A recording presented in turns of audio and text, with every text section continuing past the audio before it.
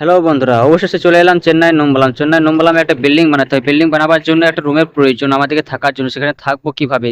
Room তো ঠিক নেই, তাই কিভাবে রুমটাকে ঠিক করি তোমরা দেখতে থাকো এবং রুমটাকে আমরা কিভাবে আরো সুন্দর করে বানাই। চলো।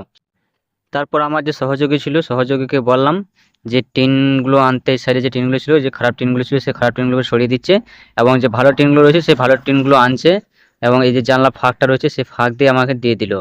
তারপর সেই টিনগুলো দেওয়ার পর আমি যখন টিনটা মাপতে এসেছি তখন টিনটা দেখছি অনেকটা বড়তে হচ্ছে না, খুব টেনশন। তাই কি করব, সহযোগীকে ফিতেটা আনার পর ফিতেটা দিয়ে মাপ করলাম। মাপ করার পর ওখানে দেখছি যে কতটা হচ্ছে, দেখছি ফিতেটাও ঠিক মতো দাঁড়াচ্ছে না।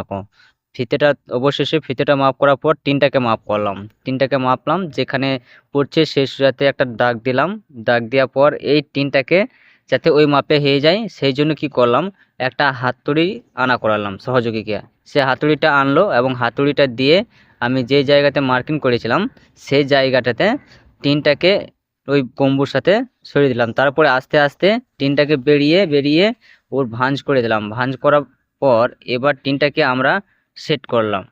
সেট করার পর ওকে আটকাবার জন্য একটা করে প্যারেক সাইডে সাইডে চারিদিকে মেরে দিলাম।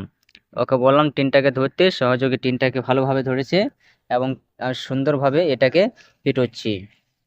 তারপর ওখানে সমস্ত টিনগুলো আমাদের পিটানো কমপ্লিট হয়ে গেল। কমপ্লিট হয়ে যাওয়ার পর এবার কি করব সেটা ভাবছি। এরপরে সামনের দিকটাতে এলাম, যেখানে রুমে আমরা থাকবো সেই জায়গাটাতে দেখছি যে এখানেতে পিটানো নেই।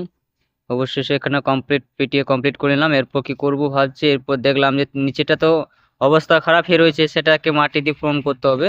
তাই আমার সহযোগীকে বললাম সে মাটি আনতে। সেই যে মাটি আনছে, এই দেখো হাই বলে দিলে এরপর সে মাটি ওখানটাতে ফেলছে এবং সেই জায়গাটাকে কি করব মাটি দিয়ে সমানভাবে ভরাট করতে হবে। এই দেখো আমরা সমানভাবে ভরাট করে নিলাম। একটু খারাপ লাগছে দেখে, তাই কি করব, একটু যেখানে খাল লাগাচ্ছে সেখানে বললাম যে বালি নিয়ে আসতে, বালি দিয়ে জায়গাটাকে সমান করে দিই। দেখো বালি ভরে দিলাম। বালি ভরার পর জায়গাটা কি করব, আমরা এবার সমান করে দিচ্ছি। এই যে আমি পায়ে করে করছি আর আমার সহযোগী হাতে করে করছে। এরপর জায়গাটাকে গোটাটাই সমতল ভাবে বালি দিয়ে আমরা সমান ঠিক মতো সমান করে নিলাম, সৌন্দর্য করে নিলাম। এরপর এই যে গেট। এরপর দেখো আমাদের কাজ অবশেষে প্রায় শেষের দিকে হয়ে গেছে প্রায়। এই যে আমার সহযোগী খুব ক্লান্ত হয়ে গেছে, তাই আমাদের জামা কাপড় খুলে দিল।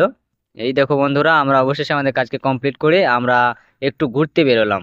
হাই আপনারা